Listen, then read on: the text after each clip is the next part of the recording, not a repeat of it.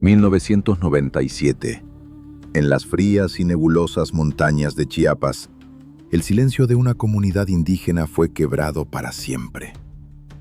Un lugar donde el tiempo parecía haberse detenido, pronto se convertiría en el escenario de uno de los enigmas más oscuros en la historia moderna del país. San Pedro Nixtalucum, un nombre que muchos jamás habían escuchado, amaneció bajo una sombra de la que nunca lograría escapar. Los ecos de aquel fatídico 14 de marzo aún resuenan en los senderos de tierra húmeda, escondiendo verdades que fueron enterradas bajo el peso de la versión oficial. Aquella mañana, el cielo no trajo lluvia, sino una tormenta de acero y confusión que dejó una herida imborrable en la memoria colectiva.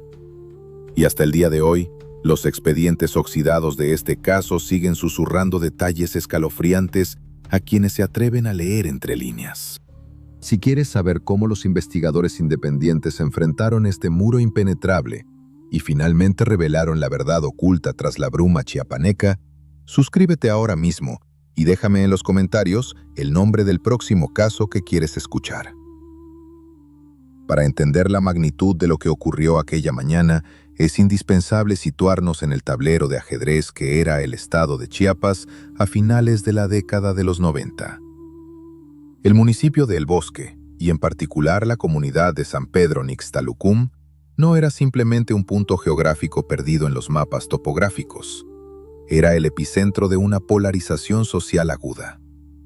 Los investigadores y analistas de comportamiento que estudiaron los antecedentes del suceso coinciden en que el ambiente estaba cargado de una electricidad estática, una tensión palpable que amenazaba con descargar su furia en cualquier instante. Las divisiones internas en la comunidad habían creado dos bandos invisibles, y cualquier observador experimentado en inteligencia de campo sabía que solo era cuestión de tiempo para que la situación requiriera algún nivel de contención. Sin embargo, nadie, ni en sus proyecciones de riesgo más extremas, calculó la magnitud de la respuesta institucional que estaba por desencadenarse. El 14 de marzo de 1997 comenzó como cualquier otra jornada en las altas montañas, envuelta en esa densa neblina característica que reduce la visibilidad a unos cuantos metros. Pero la tranquilidad de la sierra se hizo añicos antes del mediodía.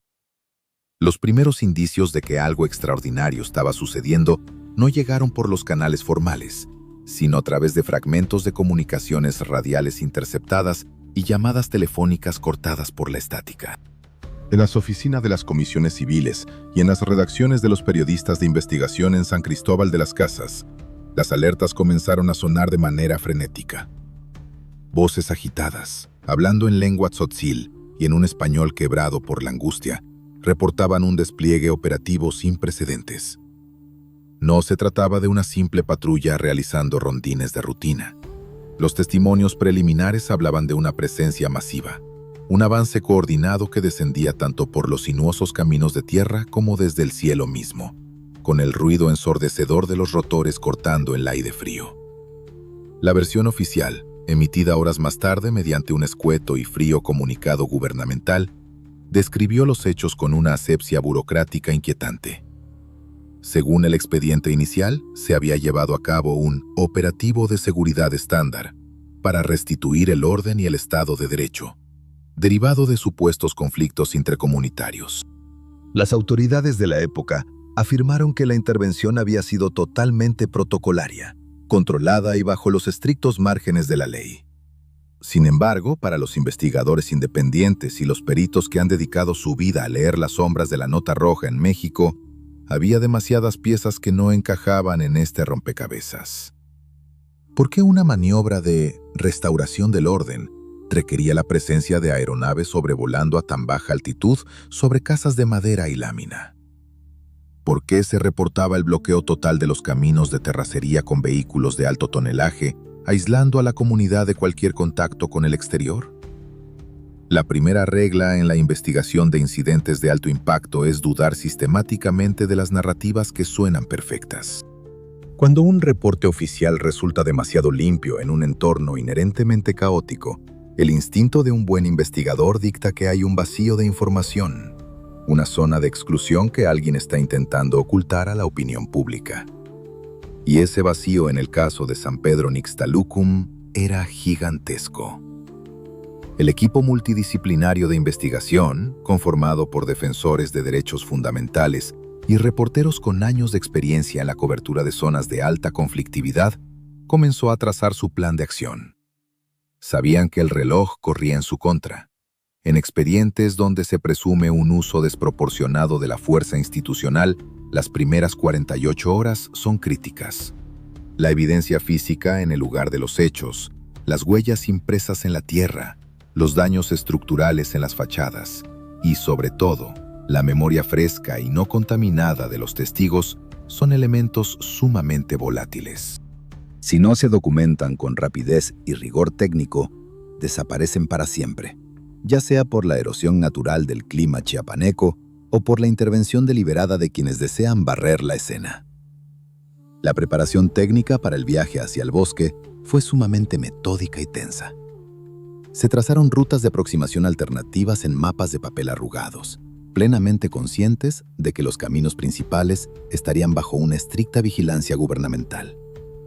Se calibraron las cámaras fotográficas, se prepararon grabadoras de cinta magnética de alta fidelidad, libretas de campo y se establecieron estrictos protocolos de seguridad para proteger la integridad del propio equipo investigador.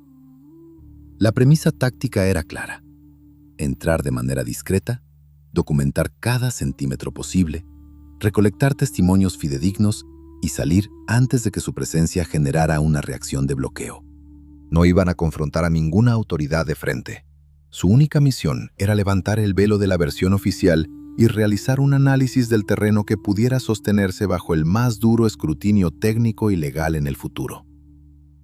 Mientras el convoy de investigadores se adentraba en la sierra, dejando atrás el asfalto y las comodidades urbanas, el clima parecía mimetizarse con la naturaleza sombría de su misión.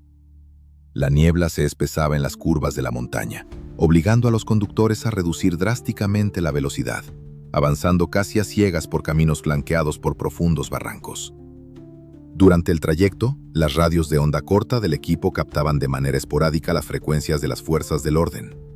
La estática traía consigo fragmentos de reportes cifrados, coordenadas geográficas y órdenes cortantes que confirmaban que el polígono seguía bajo un nivel de alerta máxima. Cada kilómetro recorrido entre los pinos era un paso más hacia el corazón de un misterio insondable. Al aproximarse a la periferia de San Pedro Nixtalucum, el primer hallazgo que heló la sangre de los peritos independientes no fue algo visual, sino algo auditivo. Más bien, la ausencia total de ello. En una comunidad indígena enclavada en Chiapas, el sonido es sinónimo de vida. El murmullo incesante de la gente, el sonido de los animales de traspatio, el eco del hacha cortando la leña.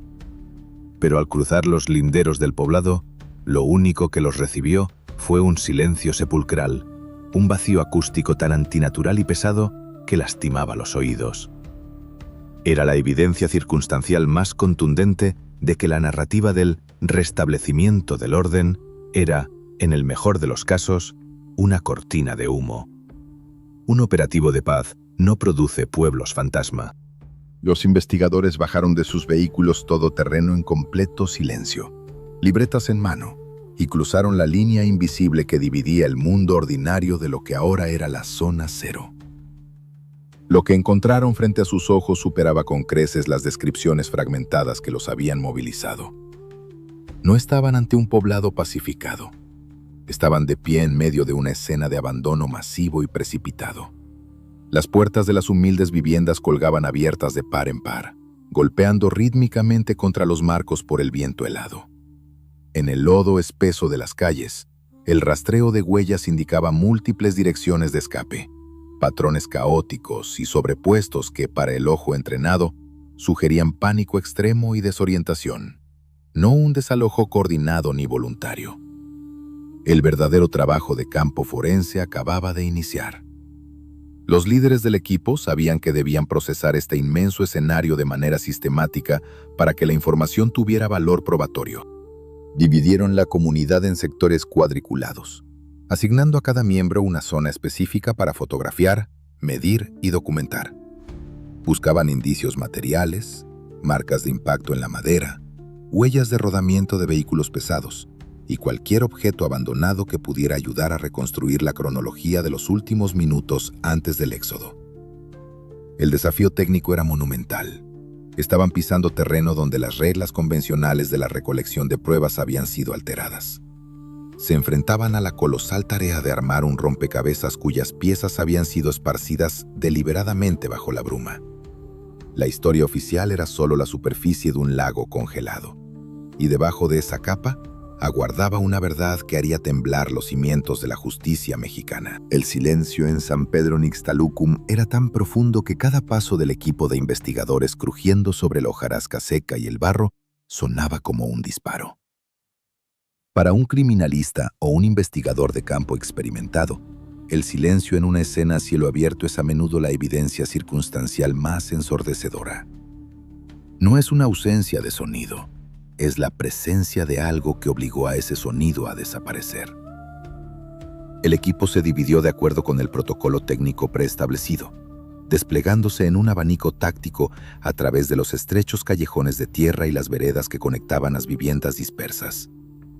La instrucción era inflexible: no tocar absolutamente nada hasta que cada elemento hubiera sido fotografiado, medido en relación con puntos fijos y documentado en las libretas de cadena de custodia. Estaban ahí para realizar una autopsia estructural y social de un poblado entero. El primer sector inspeccionado fue el centro neurálgico de la comunidad, el área alrededor de la cancha de usos múltiples, que en los pueblos de los Altos de Chiapas suele funcionar como punto de reunión comunitaria. El análisis de la geometría de la escena reveló de inmediato anomalías graves.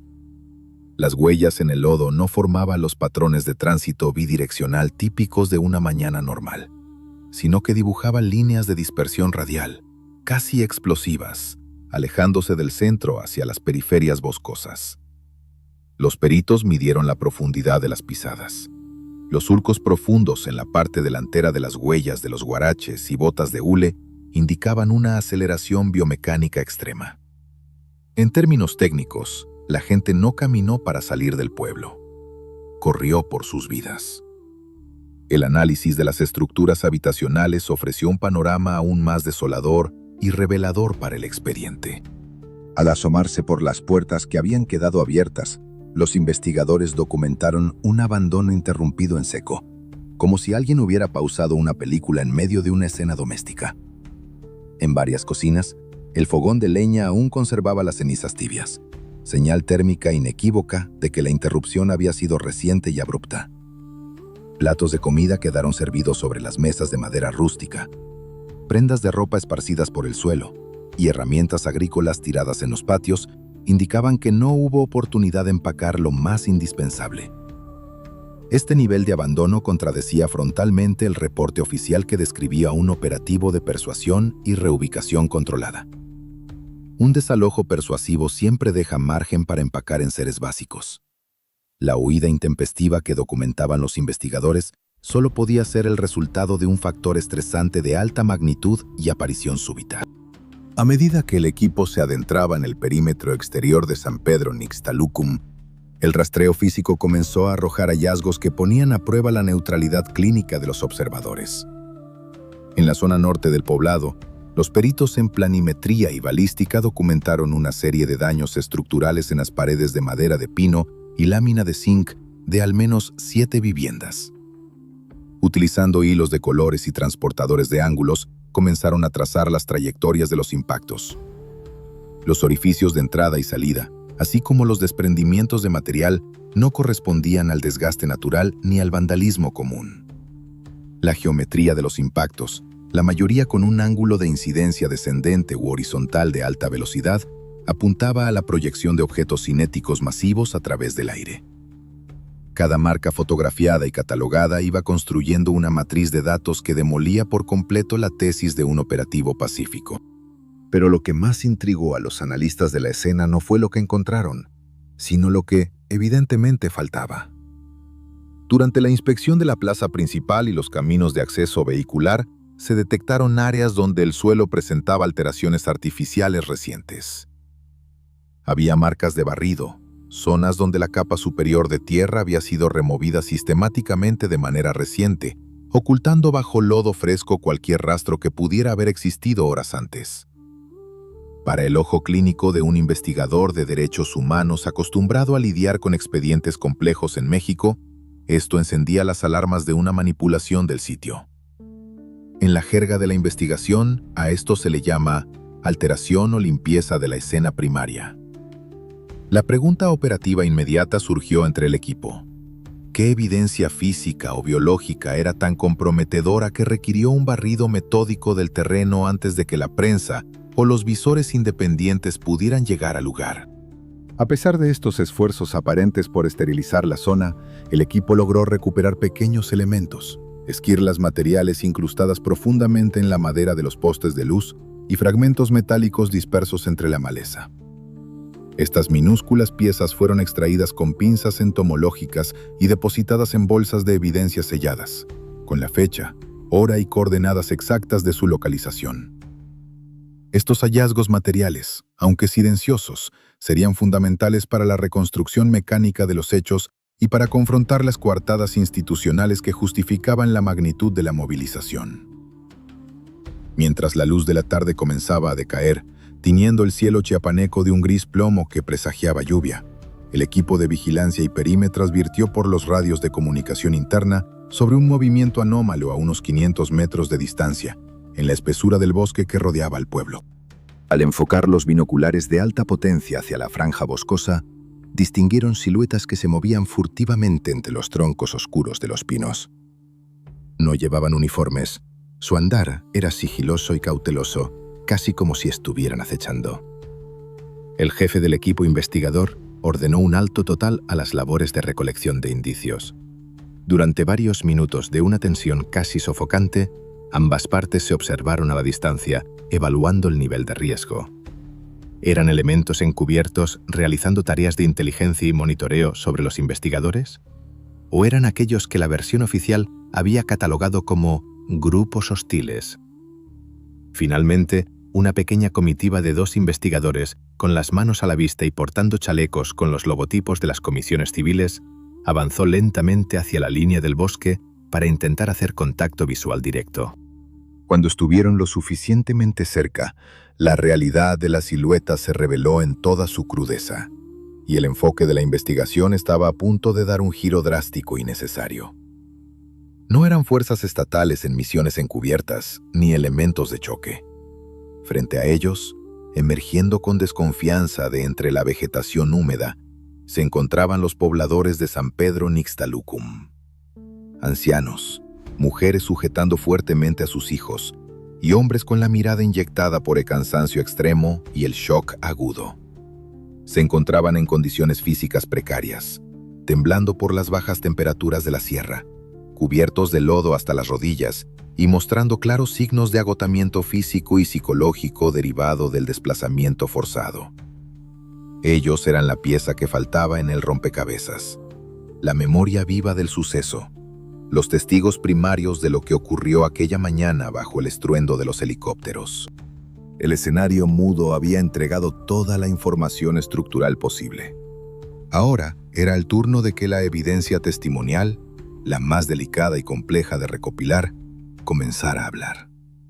Y lo que estos rostros cansados estaban a punto de relatar a través del dolor y la lengua tzotzil, obligaría a los investigadores a reescribir por completo la historia del 14 de marzo. Adentrarse en las profundidades del bosque chiapaneco para establecer contacto con los pobladores desplazados fue el inicio de la fase más delicada de la investigación. El equipo sabía que la evidencia física recolectada en San Pedro Nixtalucum solo proporcionaba el qué y el dónde. Pero para descifrar el cómo y el quién, requerían de manera urgente los testimonios de aquellos que ahora se escondían entre la espesura. Sin embargo, abordar a cientos de personas en estado de vulnerabilidad extrema y estrés agudo no es tarea sencilla. Un mal enfoque, una pregunta formulada incorrectamente, podría revictimizarlos y cerrar definitivamente la puerta a la cooperación testimonial. El protocolo de entrevista forense en situaciones de trauma colectivo exige una técnica depurada de acercamiento empático y escucha activa.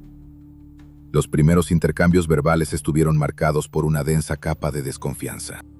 Para las comunidades indígenas de los Altos, cualquier persona ajena, especialmente aquellos que portan libretas y cámaras, puede ser interpretada como una extensión de las autoridades institucionales que los obligaron a huir. El equipo de defensores de derechos humanos tuvo que realizar un meticuloso trabajo de mediación, apoyándose fuertemente en traductores locales de lengua tzotzil, quienes jugaron un papel crucial como puentes de confianza. Poco a poco, al amparo de fogatas improvisadas que apenas mitigaban el frío glacial de la montaña, los investigadores comenzaron a desplegar sus técnicas de recabación de datos, grabando en cinta magnética las voces temblorosas que pronto tejerían el mapa temporal del suceso. El levantamiento de los perfiles testimoniales reveló patrones consistentes y aterradores. Al cruzar las distintas declaraciones, el analista de información del equipo logró estructurar una línea de tiempo meticulosa, minuto a minuto, de aquella mañana. Los testimonios coincidían en que el inicio de la intervención no fue precedido por ningún intento de diálogo, mediación comunitaria o la exhibición de órdenes judiciales de cateo, como marcaba el protocolo oficial de las corporaciones de seguridad. Según la bitácora oral recolectada, el evento comenzó alrededor de las 7 de la mañana, no con un acercamiento terrestre, sino con una intimidación acústica y visual desde el aire. La memoria colectiva describió la aparición repentina de aeronaves de ala rotatoria que descendieron sobre el poblado, realizando maniobras de vuelo táctico a baja altura que levantaron nubes de polvo y esparcieron el pánico inicial entre los habitantes, muchos de los cuales aún dormían. Mientras el componente aéreo generaba confusión y ensordecía a la población, el operativo terrestre inició su despliegue periférico. La reconstrucción de la geometría del avance, basada en las posiciones donde los testigos afirmaron encontrarse al momento del arribo, indicó una maniobra de encapsulamiento. Múltiples columnas de vehículos de transporte pesado y unidades ligeras cerraron los caminos de terracería que comunicaban a San Pedro Nixtalucum con el exterior. Los testimonios convergían en un punto crítico. La intención no era dialogar ni restablecer el orden, sino crear un cerco hermético del cual nadie pudiera salir sin ser filtrado o retenido.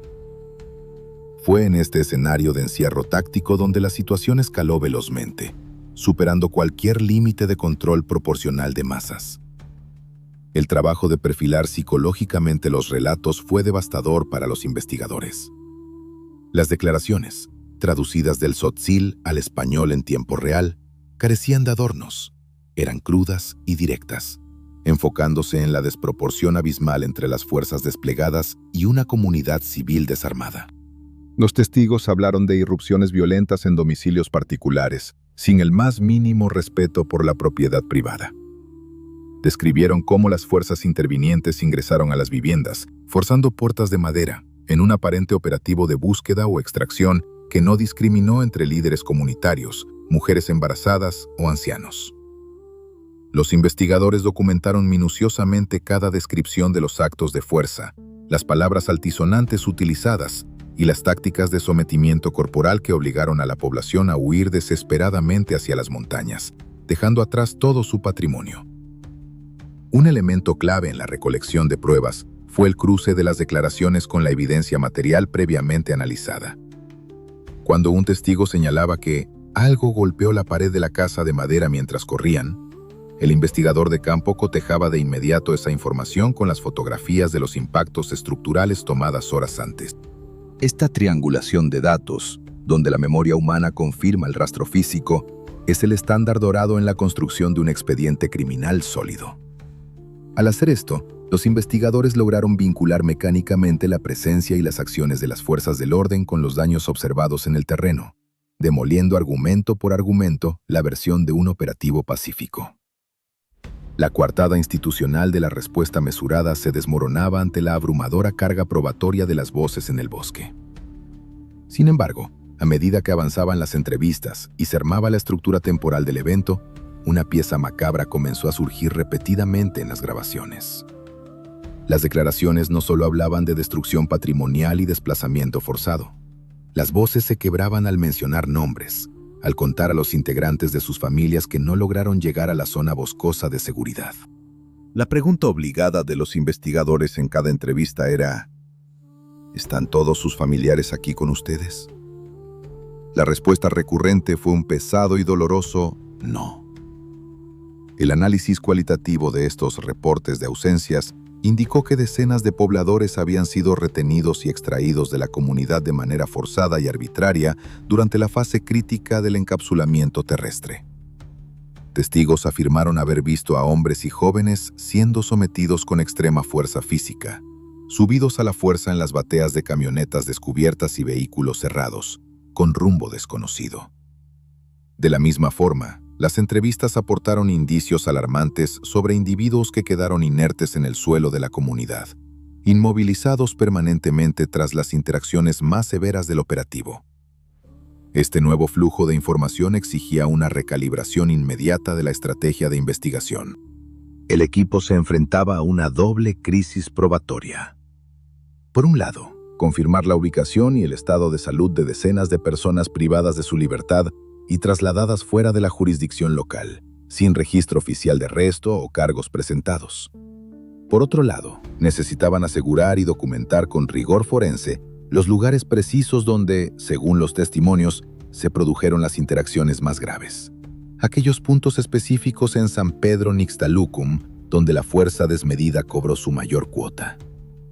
El equipo de defensores de derechos humanos se dividió entonces en dos células operativas. Una de ellas permanecería en las zonas altas, sistematizando las declaraciones testimoniales y brindando contención psicosocial de emergencia a la población refugiada. La otra célula, conformada por los peritos en criminalística de campo, debía realizar un viaje de regreso a la zona cero. Tenían que volver a ingresar al perímetro desolado de San Pedro Nixtalucum, esta vez guiados por un mapa dibujado por los testigos, buscando confirmar científicamente los hechos más sombríos que los reportes institucionales habían intentado borrar de la faz de la Tierra. La siguiente fase de la investigación requeriría un estómago de acero y una objetividad implacable frente a los hallazgos que estaban a punto de realizar. El retorno a San Pedro Nixtalucum estuvo marcado por una urgencia febril. La célula de investigadores que regresó a la zona cero ya no iba a ciegas. Ahora contaban con los croquis mentales y las narrativas detalladas proporcionadas por los testigos en la montaña. Este nuevo conocimiento transformó la escena del suceso, dotándola de una narrativa específica y perturbadora. Cada marca en la madera, cada zona barrida en el suelo, adquiría ahora un contexto trágico. La tarea primordial era fijar, mediante la criminalística de campo, las correlaciones exactas entre las declaraciones de los sobrevivientes y los indicios materiales aún presentes en el terreno, consolidando así el soporte técnico del expediente. La metodología consistió en reconstruir las trayectorias de interacción basándose en las posiciones descritas por los testigos. Guiados por los testimonios, los peritos se dirigieron a puntos específicos de la periferia del poblado, lugares donde, según las descripciones orales, la asimetría de fuerza alcanzó su punto máximo. Fue en estas áreas donde la inspección ocular reveló elementos que helaban la sangre. En las inmediaciones de algunas viviendas, semiocultas por maleza y alteraciones recientes del terreno, los investigadores documentaron huellas de arrastre sobre el lodo seco, indicio biomecánico de cuerpos pesados movidos por fuerza externa. Cercanas a estas marcas hallaron prendas de vestir abandonadas, huaraches perdidos y pertenencias esparcidas, signos inequívocos de forcejeos intensos y caídas abruptas. La fijación fotográfica de estos hallazgos se realizó con extrema meticulosidad, utilizando testigos métricos y señaladores numerados, garantizando la preservación visual de la evidencia antes de que cualquier agente externo pudiera alterar nuevamente la escena primaria. El análisis forense preliminar de los rastros biológicos encontrados en estos sectores fue concluyente. En varias locaciones, el uso de reactivos químicos presuntivos aplicados sobre el suelo removido y las estructuras de madera adyacentes reveló la presencia significativa de fluidos vitales. Estas concentraciones de indicios hemáticos, documentadas fotográficamente en sus patrones de salpicadura y escurrimiento, sugerían lesiones de alta severidad y un traumatismo agudo en múltiples víctimas. La topografía de estas manchas contradecía cualquier hipótesis de heridas accidentales o enfrentamientos proporcionales. La dispersión y el volumen indicaban un impacto directo, contundente e incapacitante sobre individuos que, de acuerdo con los rastros, no tuvieron oportunidad de respuesta o defensa efectiva. La revisión del terreno también confirmó la presencia de elementos balísticos adicionales. Mediante el uso de detectores de metales y cribado manual del suelo en las áreas señaladas por los testigos, los investigadores recuperaron casquillos percutidos y ojivas deformadas, incrustadas en muros o dispersas en la tierra. El marcaje en los culotes de estos casquillos proporcionó información balística fundamental. Calibres de alto poder, incompatibles con armamento civil común y consistentes con la dotación estándar de corporaciones tácticas. La ubicación de estos indicios balísticos se correspondía con las trayectorias estimadas desde las probables posiciones de los elementos operativos, corroborando la narrativa de un avance unidireccional y contundente, no un fuego cruzado como las autoridades intentarían arguir posteriormente. Paralelamente a la reconstrucción física en el terreno, la recolección de pruebas enfrentaba un nuevo y sombrío desafío. La información obtenida en la montaña había indicado la existencia de personas que no sobrevivieron a las interacciones del 14 de marzo. La verificación de este hecho requería acceder a los dictámenes forenses oficiales, un proceso plagado de obstáculos burocráticos y opacidad institucional. Los abogados de las comisiones de derechos humanos, operando desde San Cristóbal de las Casas y Tuxtla Gutiérrez, iniciaron una intensa presión legal para obtener copias de los certificados de defunción y las necropsias practicadas por los servicios periciales del Estado a las víctimas de San Pedro Nixtalucum. Cuando los informes forenses finalmente fueron liberados, bajo la presión mediática que comenzaba a gestarse, su contenido técnico respaldó las hipótesis construidas por la investigación independiente. Los dictámenes describían causas de muerte derivadas de traumatismos severos y lesiones por paso de proyectiles cinéticos, con trayectorias y características consistentes con disparos a media o larga distancia. Algunos con orificios de entrada en la zona posterior del cuerpo, sugiriendo impactos recibidos mientras las víctimas intentaban huir. El lenguaje médico, frío y objetivo, detallaba el daño orgánico masivo, confirmando la brutalidad de la intervención documentada en los testimonios. Sin embargo, el cruce de los informes oficiales con las bitácoras de los investigadores reveló discrepancias perturbadoras en el manejo de la cadena de custodia y los levantamientos cadavéricos. Los reportes institucionales sugerían que los cuerpos habían sido procesados bajo un protocolo estándar, pero las evidencias en la escena, particularmente las alteraciones del terreno y los rastros de arrastre, indicaban que los sitios de intervención habían sido modificados sustancialmente antes de la llegada formal de los peritos oficiales. Esta manipulación de la escena primaria, detectada por la investigación independiente, apuntaba a un intento deliberado de oscurecer la dinámica real de los hechos y diluir la responsabilidad de los agentes operativos. La confirmación material de la asimetría y severidad del operativo consolidó el expediente técnico sobre los eventos en el poblado. La investigación había logrado reconstruir la mecánica de la intervención con rigor forense, exponiendo las falsedades del discurso oficial de restauración del orden. No obstante, el caso de San Pedro Nixtalucum estaba lejos de cerrarse. Mientras el equipo terminaba de procesar la zona cero, una nueva y urgente línea de investigación exigía atención inmediata. Las voces en la montaña no solo lamentaban a los caídos, reclamaban a los desaparecidos.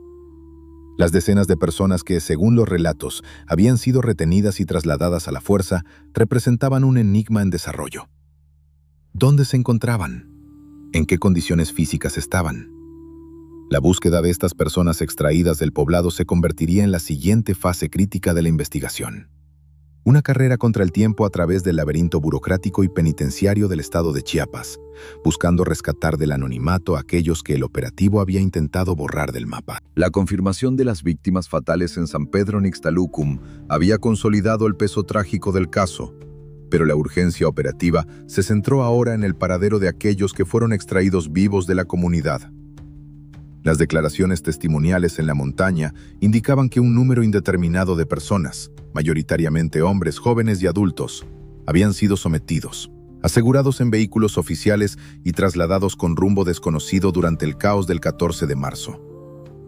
La desaparición forzada de individuos en el contexto de intervenciones tácticas en Chiapas representaba un riesgo crítico. El reloj corría en contra de la integridad física y jurídica de los retenidos.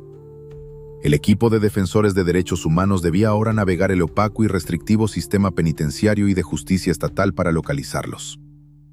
La estrategia legal se desplegó en dos frentes simultáneos. Un equipo de abogados se dedicó a interponer recursos de exhibición personal, conocidos jurídicamente como amparos por desaparición forzada, exigiendo a las autoridades estatales, federales y militares que informaran sobre la custodia y el estado de salud de cualquier persona originaria de San Pedro Nixtalucum. Paralelamente, investigadores de campo iniciaron recorridos por las principales agencias del Ministerio Público, centros de detención temporal y penales estatales, como el infame Centro de Readaptación Social número 14, el AMATE, y las instalaciones de Cerro Hueco en Tuxtla Gutiérrez, buscando registros de ingresos recientes que coincidieran con los perfiles de los desaparecidos. El acceso a la información en estas dependencias fue sistemáticamente obstaculizado.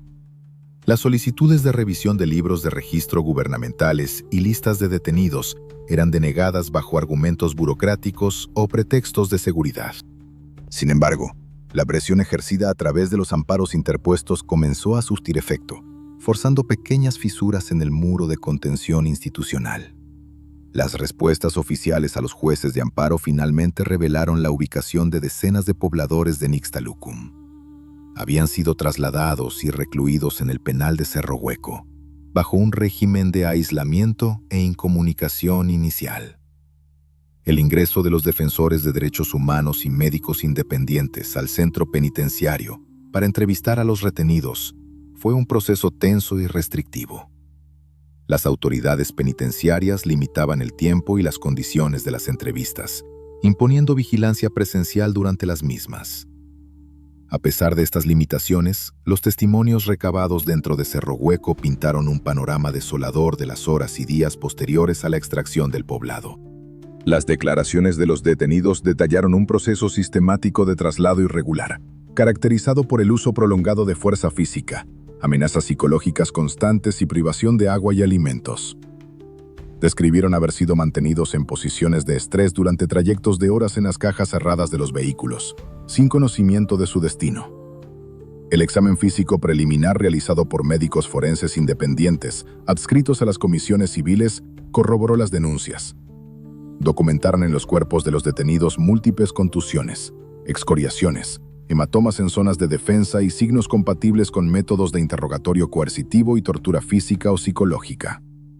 Estos certificados médicos independientes contrastaban drásticamente con los reportes de integridad física emitidos inicialmente por los médicos legistas de la Fiscalía Estatal, los cuales reportaban a los detenidos sin lesiones aparentes. La revisión exhaustiva de los expedientes ministeriales abiertos contra los pobladores de Nixtalucum expuso la fragilidad legal y la intencionalidad punitiva detrás de las detenciones. Las actas de puesta a disposición redactadas por los elementos operativos presentaban irregularidades flagrantes, firmas dudosas, contradicciones en los horarios y lugares de aseguramiento, y la imputación genérica de delitos graves como sedición, motín, daños a las vías de comunicación y portación de armas prohibidas, sin la individualización de conductas ni la aportación de elementos probatorios materiales que sustentaran tales acusaciones para cada individuo.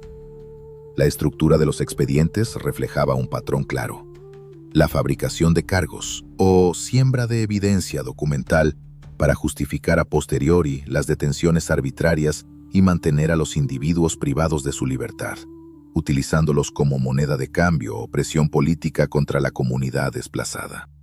El análisis jurídico de estos expedientes demostró que la cadena de custodia de las supuestas armas incautadas a los pobladores era inexistente o estaba irremediablemente viciada. Las declaraciones ministeriales de los detenidos, en su mayoría analfabetas o sin dominio pleno del español, habían sido recabadas sin la presencia de traductores en lengua tzotzil y sin la asistencia de abogados defensores de su confianza, vulnerando el debido proceso y la garantía de defensa adecuada. Muchas de estas declaraciones, base de las imputaciones, habían sido obtenidas bajo coacción, consistiendo en confesiones prefabricadas que los detenidos fueron obligados a firmar o estampar su huella digital. La documentación de estas violaciones sistemáticas al debido proceso y la confirmación de la tortura en reclusión añadieron una dimensión aún más grave al expediente de San Pedro Nixtalucum. Ya no se trataba solo de un uso excesivo de la fuerza durante un operativo. El caso evidenciaba la complicidad activa de la cadena de procuración y administración de justicia estatal en el encubrimiento y legalización de las arbitrariedades. El aparato institucional completo, desde las unidades tácticas en el terreno hasta los escritorios del Ministerio Público, operaba en sintonía para mantener la ficción de legalidad y neutralizar a los habitantes de la comunidad. Con los expedientes analizados, las lesiones documentadas médicamente y las declaraciones recopiladas tanto en la montaña como en la prisión, el equipo de defensores de derechos humanos poseía ahora un acervo probatorio contundente. El siguiente paso táctico requería escalar la investigación a un nivel superior, sacando el caso del aislamiento jurídico y geográfico de Chiapas. Era el momento de llevar las evidencias ante organismos nacionales e internacionales de derechos humanos, buscando romper el cerco de impunidad local y exigir la liberación de los detenidos, así como el deslinde de responsabilidades de los mandos operativos y políticos que ordenaron y encubrieron la intervención. La confrontación probatoria estaba a punto de trasladarse de las oficinas judiciales a los estrados de las altas comisiones. El acervo probatorio recopilado por los investigadores independientes y los defensores de derechos humanos en San Pedro Nixtalucum constituía un expediente devastador. La evidencia documental, pericial y testimonial reconstruía minuciosamente un evento que las autoridades estatales insistían en calificar como un operativo de rutina. Sin embargo, el equipo de investigación sabía que la verdad técnica, por contundente que fuera, carecía de impacto real si permanecía aislada en los archivos de las organizaciones no gubernamentales. Para forzar una respuesta institucional y quebrar la coraza de impunidad, el caso requería ser elevado a instancias con el peso legal y político necesario para auditar la actuación del Estado. El Centro de Derechos Humanos Fray Bartolomé de las Casas, asumiendo el liderazgo legal del caso, integró un expediente exhaustivo. Este documento, estructurado con el rigor de una carpeta de investigación penal, consolidó todas las piezas del rompecabezas. El peritaje en criminalística de campo que desmentía la narrativa del fuego cruzado. Los dictámenes médicos independientes que certificaban las lesiones por tortura en los detenidos de Cerro Hueco. Las entrevistas transcritas y analizadas bajo protocolos internacionales. Y el análisis jurídico que exponía la fabricación de cargos en las actas ministeriales. El objetivo inmediato era presentar formalmente este compendio probatorio ante la Comisión Nacional de los Derechos Humanos, CNDH, demandando su intervención inmediata y la emisión de un pronunciamiento oficial sobre las violaciones graves cometidas. La radicación del caso en la CNDH detonó un proceso paralelo de investigación oficial, pero esta vez bajo el escrutinio de un organismo nacional con facultades de requerimiento de información. Los visitadores de la CNDH, apoyados en el expediente base proporcionado por el Centro Fray Bartolomé, iniciaron sus propias diligencias. Requirieron a la Secretaría de Seguridad Pública Estatal, a la Procuraduría General de Justicia del Estado y a otras dependencias involucradas la entrega de los planes operativos tácticos, las bitácoras de radio, los partes de novedades, las fatigas del personal participante y los informes periciales oficiales. La respuesta inicial de las autoridades estatales se caracterizó por la resistencia pasiva, la entrega parcial de información y el reiterado apego a la versión original de los hechos. Argumentaron confidencialidad operativa y la existencia de investigaciones penales en curso contra los pobladores para limitar el acceso a los expedientes. No obstante, la confrontación de los documentos oficiales, finalmente obtenidos mediante requerimientos formales de la CNDH, con la evidencia independiente recabada en el terreno, expuso inconsistencias insalvables en la narrativa institucional. El análisis comparativo, realizado por los visitadores y asesores jurídicos, evidenció omisiones críticas y contradicciones flagrantes en los partes oficiales. Los reportes de las unidades operativas minimizaban u omitían por completo el uso de apoyo aéreo táctico, el encapsulamiento de la población civil y la disparidad en el uso de la fuerza. Las bitácoras presentaban vacíos temporales inexplicables durante las horas de mayor intensidad del evento documentadas por los testigos. Más aún, los intentos de justificar el número de víctimas fatales y detenidos bajo el argumento de repeler agresiones inminentes colapsaron ante los dictámenes balísticos que indicaban trayectorias consistentes con disparos dirigidos contra individuos en fuga y frente a la ausencia de bajas significativas entre los elementos de seguridad intervinientes. El trabajo de integración del expediente en la CNDH no se limitó a documentar las violaciones a la integridad física y a la libertad personal.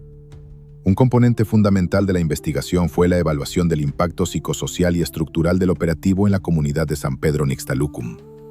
Psicólogos forenses y trabajadores sociales, mediante entrevistas a profundidad con la población desplazada y la evaluación de las condiciones de vida en los campamentos improvisados en la montaña, elaboraron peritajes de impacto comunitario. Estos informes técnicos documentaron el daño inmaterial provocado por la incursión violenta. Describieron el trauma colectivo arraigado en la población infantil y adulta, manifestado en estrés postraumático agudo, alteraciones del sueño y temor paralizante ante la presencia de uniformados o el sonido de helicópteros. Asimismo, detallaron la desarticulación del tejido social, la interrupción de los ciclos agrícolas de subsistencia y la pérdida del patrimonio familiar material, elementos que en conjunto constituían una violación grave al derecho a la seguridad jurídica, a la vivienda y al desarrollo integral de la comunidad indígena. La solidez del expediente conjunto, sumada a la presión ejercida por las organizaciones civiles y el creciente interés de observadores internacionales sobre la situación en Chiapas, acorraló argumentativamente a las autoridades responsables. La imposibilidad de sostener la narrativa de la intervención pacífica ante la acumulación de pruebas científicas y testimoniales forzó a la CNDH a emitir, meses después del suceso, una recomendación histórica. Este instrumento jurídico oficial, fundamentado en la investigación documental exhaustiva, acreditó la comisión de violaciones graves a los derechos humanos por parte de servidores públicos del estado de Chiapas durante los hechos del 14 de marzo en San Pedro Nixtalucum. La recomendación detalló el uso excesivo y desproporcionado de la fuerza, las detenciones arbitrarias, las irregularidades en la integración de las averiguaciones previas y la práctica de tratos crueles, inhumanos y degradantes contra los detenidos. Las conclusiones de la CNDH exigieron al gobierno estatal, como puntos resolutorios, la reparación integral del daño para las víctimas y sus familiares, el desistimiento de las acciones penales infundadas contra los pobladores detenidos, y la apertura de investigaciones administrativas y penales exhaustivas para deslindar las responsabilidades de los mandos operativos y de aquellos funcionarios públicos que, por acción u omisión, permitieron o encubrieron las violaciones documentadas. El caso, blindado técnicamente, había escalado al más alto nivel institucional. Pero el verdadero desafío residía en asegurar que estas recomendaciones se tradujeran en justicia efectiva y no se desvanecieran en la burocracia punitiva del Estado mexicano. La emisión de la recomendación por parte de la Comisión Nacional de los Derechos Humanos representó una victoria técnica y legal innegable. El documento oficial, fundamentado en la investigación independiente, desmanteló formalmente la coartada institucional del operativo en San Pedro Nixtalucum, acreditando las violaciones graves. Sin embargo, en el complejo entramado de la justicia mexicana, el reconocimiento oficial de un hecho no garantiza automáticamente el castigo a los responsables ni la reparación del daño. La batalla legal se trasladó entonces del terreno de la investigación al árido terreno de la exigencia del cumplimiento, enfrentándose a la tenaz resistencia del aparato burocrático estatal. El impacto inmediato de la resolución de la CNDH y la sostenida presión nacional e internacional generada por el caso forzaron una decisión judicial crucial: la liberación de la mayoría de los pobladores recluidos en el penal de Cerro Hueco. Los jueces, ante la evidencia contundente de la fabricación de cargos, la obtención de declaraciones bajo coacción y las irregularidades en las detenciones documentadas en la recomendación, carecían de elementos legales sólidos para sostener la prisión preventiva. La salida de los detenidos, demacrados tras meses de encierro injustificado y condiciones de reclusión severas, fue un respiro para la comunidad, pero también la confirmación tangible del daño infligido. No obstante, el cumplimiento de los puntos recomendatorios referentes a la investigación y sanción de los servidores públicos involucrados tropezó con el muro de contención institucional, una táctica de desgaste caracterizada por la simulación jurídica y la dilación procesal.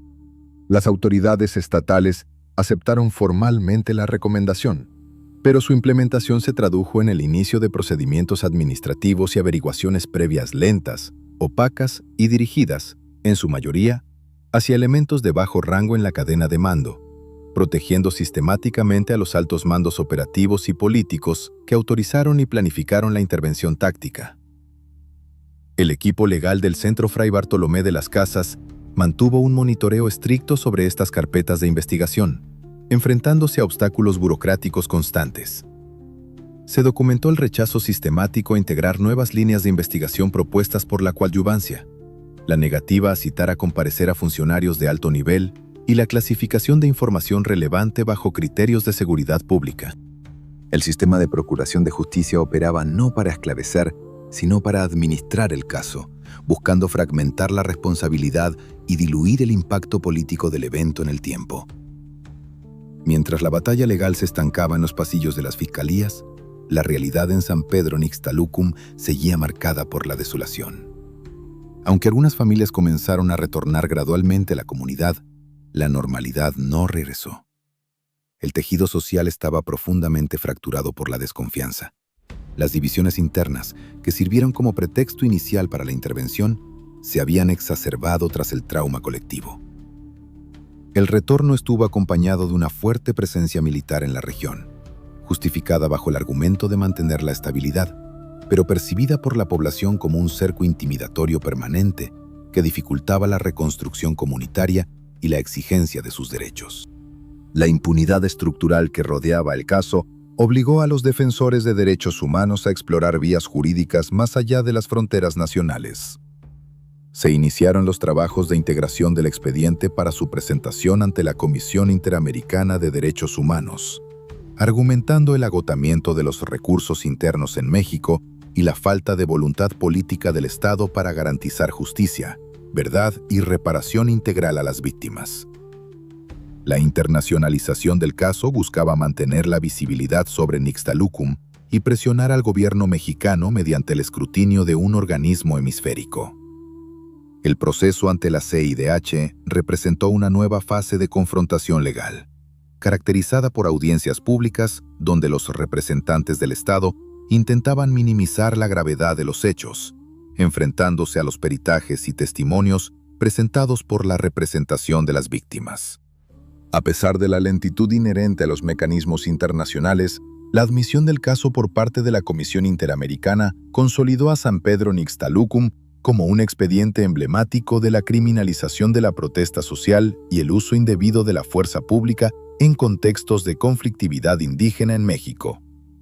La persistencia de la comunidad y de las organizaciones acompañantes en la búsqueda de justicia frente a un sistema diseñado para el olvido transformó a San Pedro Nixtalucum en un símbolo de resistencia.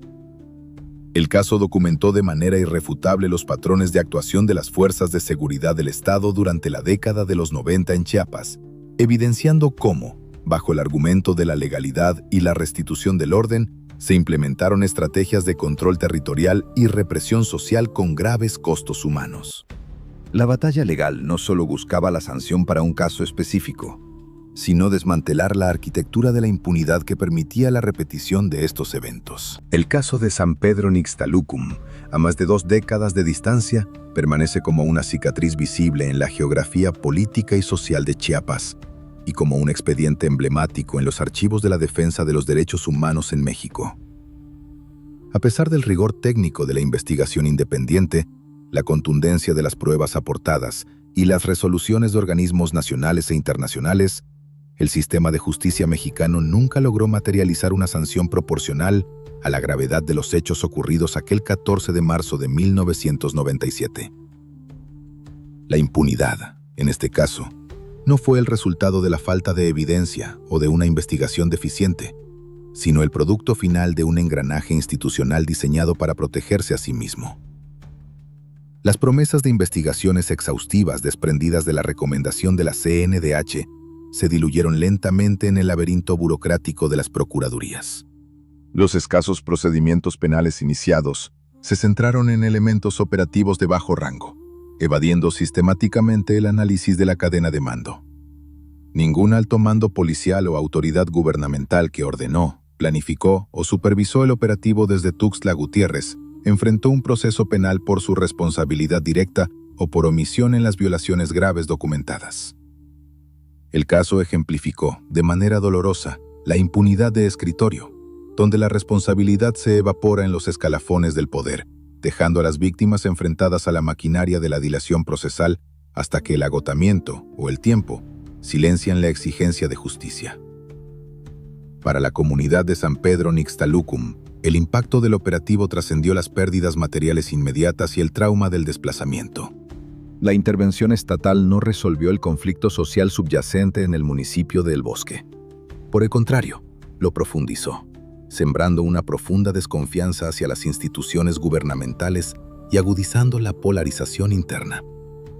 El retorno de las familias, tras la liberación de los detenidos, estuvo marcado por la precarización económica, la estigmatización y la presencia constante de corporaciones de seguridad en la región, creando un clima de hostigamiento latente que obstaculizó la verdadera reconstrucción del tejido social comunitario. El expediente de Nixtalucum aportó lecciones fundamentales para la investigación forense de violaciones graves a los derechos humanos en contextos de alta conflictividad social. Demostró la importancia crítica de la intervención temprana y coordinada de equipos multidisciplinarios e independientes. La capacidad de los investigadores para documentar la escena primaria antes de su alteración definitiva, la recolección empática de testimonios bajo protocolos rigurosos y la obtención de peritajes médicos imparciales fueron elementos determinantes para desmontar la narrativa oficial. El caso estableció un estándar en la documentación pericial del uso desproporcionado de la fuerza, evidenciando que las coartadas institucionales pueden ser rebatidas con rigor científico y metodológico. Además, San Pedro Nixtalucum puso en evidencia la necesidad imperante de reformas estructurales en los mecanismos de rendición de cuentas de las fuerzas de seguridad en México. El operativo y su posterior encubrimiento expusieron las fallas sistémicas en los controles internos, la opacidad en el diseño de operativos tácticos y la vulnerabilidad del sistema de procuración de justicia ante presiones políticas. El caso subrayó que, sin autonomía real de las fiscalías y sin mecanismos efectivos de supervisión civil sobre las corporaciones de seguridad, la repetición de intervenciones abusivas bajo el amparo de la restauración del orden permanecerá como un riesgo constante. Hoy, al recorrer los sinuosos caminos de terracería que ascienden hacia el bosque, la densa niebla matutina aún desciende sobre las montañas, cubriendo la tierra como un manto. El silencio en los bosques alrededor de San Pedro Nixtalucum ya no es el silencio antinatural del abandono precipitado que los investigadores encontraron en 1997. Pero es un silencio pesado, cargado con el peso de la memoria y la espera de una justicia integral que el Estado aún adeuda. Los expedientes oxidados de este caso no están cerrados. Permanecen como un testimonio perenne de que la verdad histórica, aunque sea negada burocráticamente, siempre encuentra resquicios en la narrativa oficial para asomarse y exigir cuentas. Si quieres saber cómo los investigadores independientes enfrentaron este muro impenetrable y finalmente revelaron la verdad oculta tras la bruma chiapaneca, suscríbete ahora mismo y déjame en los comentarios el nombre del próximo caso que quieres escuchar.